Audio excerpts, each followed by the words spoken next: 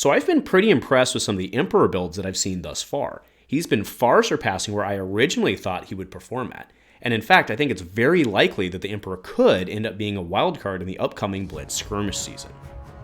A huge shout out to our channel members for supporting what we do here. If you want to get involved with the channel and the Dice Commando community, please consider joining as a channel member. Remember, these videos are only possible with your support. You can show that support with a like, a subscribe, and by leaving us a comment and sharing your feedback. Community first, and go Commando.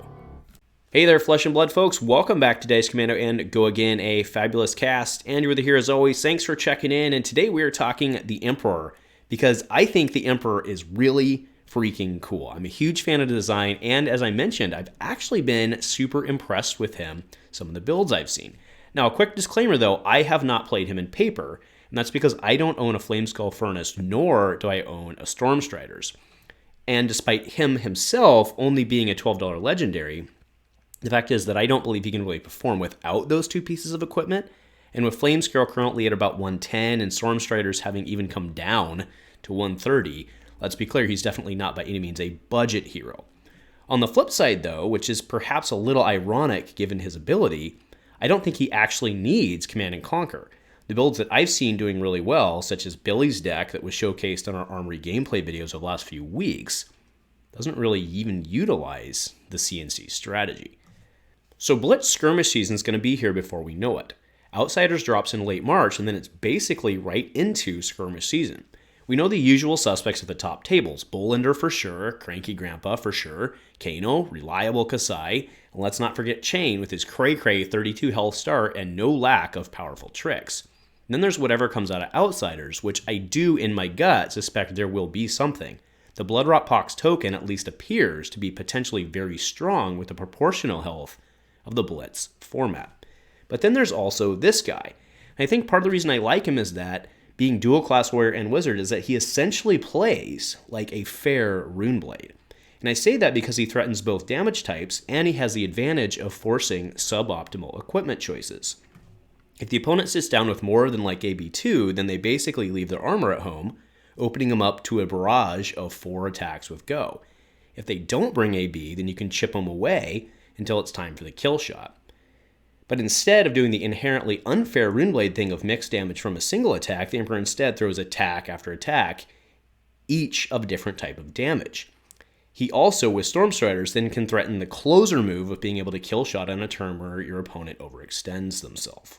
Some of the basic cards available to the Emperor are these 4 go-again attacks. Ravenous Rabble is an obvious include, given that he can only run the reds. 4 go-again all the time with the Emperor is pretty hot. Scar for a Scar, also a very good card that we've all seen do great work in Icelander and many, many other cases. Blaze Headlong is a fantastically strong card. Now, sure, it can't start your chain, but if you're going with something like Rabble or Scar for a Scar into a Blaze Headlong, 4 with go, and to maybe finish it up with like a 0/3 Arcane is pretty strong. And then another card that I've been very impressed with is Red Life for Life. Now, this one does cost 1, so it will cost you a card from hand, but it essentially forces blocks. They're really probably not going to let this one hit. And then on top of that, let's not forget that you can still run Red Snatch. Very, very good card, right? No secret there. You have a Light and Strike at your disposal and all sorts of other good stuff. And that's just the physical side. Moving on to the arcane damage side of things, we have a lot of the 0/3s, which can essentially end your chain, right? A Ravenous Rabble into a Blaze Headlong into a Sap. That's a lot of damage that they have to deal with, right? You have Sap, which is 3 Arcane for 0, Aether Dart, 3 Arcane for 0, Zap, same functional thing. We do have Scalding Rain, which is 1 for 4. And again, remember, as I said, if they're packing AB4, which they're not going to, right? I do believe that AB2 is the right thing to sit down with against the Emperor. I think that's the correct move. But then you can still punch stuff through, and then they also had to sacrifice armor to get there. And it's a really great move. And I think that if people don't come in prepared for that I think mistakes could be made. Now, the other thing, the decks that I've seen doing very well for the Emperor have been running Waning Moon primarily, because you want to be able to use that, again, kind of in true Icelander or true Wizard fashion, on your kill shot turn, right? You want them to be able to punch some through and then hit them for another 3. Again, if they only have AB2, which I think is the correct move, you can at least slide 1 through, and probably, even if it's not a kill shot, make sure that you can go in fully stocked on your next turn, right? So very, very good stuff there. Also do want to note that he's been running Jubil. That's what I've seen Jubil Spellbane running with in case he does run up against another wizard, because obviously with what he has, he's probably not going to be, I mean, he has only reds, so wizard's going to be a tough matchup. So doing Jubil to be able to, you know, red goes, and then swing, and then if it hits, actually get 1 value back. That's a good matchup. And yes, you know, Kano's Iyslander very strong in the format. Kano's very strong in the format. Kano's going to be licking his chops at somebody with no blues and 15 health. That said, I still think he can be a wild card in the format. Now, I was talking about that kill shot, right? And that's why I think Stormstriders is so essential. There are really two strong plays available to the Emperor: Reverberate and Emeritus Scolding. Emeritus Scolding is obviously very straightforward in that you Striders, and then an easier way to do this, to be able to do it with Waning Moon, right? Because that's what you want to do, is you want to be able to Emeritus Scolding, then follow up with Waning Moon, and that's why you need Flame Scale. And there's kind of a combo-esque thing here, right? Because you do have to probably, you know, Sigil of Solace or something like that for free, and then you can pay the Striders, and then once you've got the red card out, then you can start feeding the Furnace to do your pitch thing, get Scolding out, and then with what you have left in your pitch, you can feed the Furnace, and so on, right?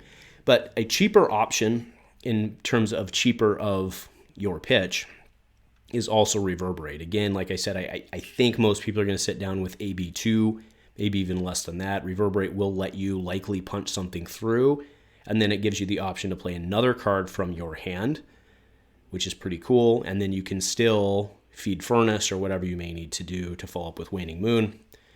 And a lot of times, right, we're playing those 0-3s, which will be another damage or more that you can punch through, because at some point they're going to run out of pitch, and know you have Waning Moon on the backside.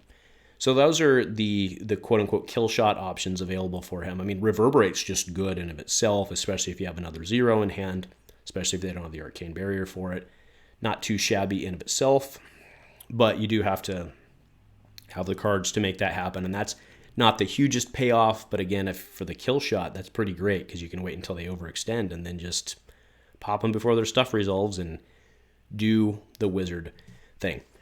So with all that said, is he going to be a tier 1 hero? I don't think he will be in Blitz Skirmish. I don't think he will be. In fact, I'm confident saying he won't be the biggest winner of Blitz Skirmish season, but I really do think that he's going to do better than we think. And that's why I say I think he's the wild card, is I think he can come in and just like knock some people out and potentially mess up your skirmish. So that's my thought. If you've been playing the Emperor, let me know below what other tricks of the trade, or maybe you don't want to share them, which is completely fair, but let us know what other tricks you've got up your sleeve, what you're looking forward to if you're playing them, or just let me know if you agree or disagree. That's my piece. I really like this guy. Go Commando.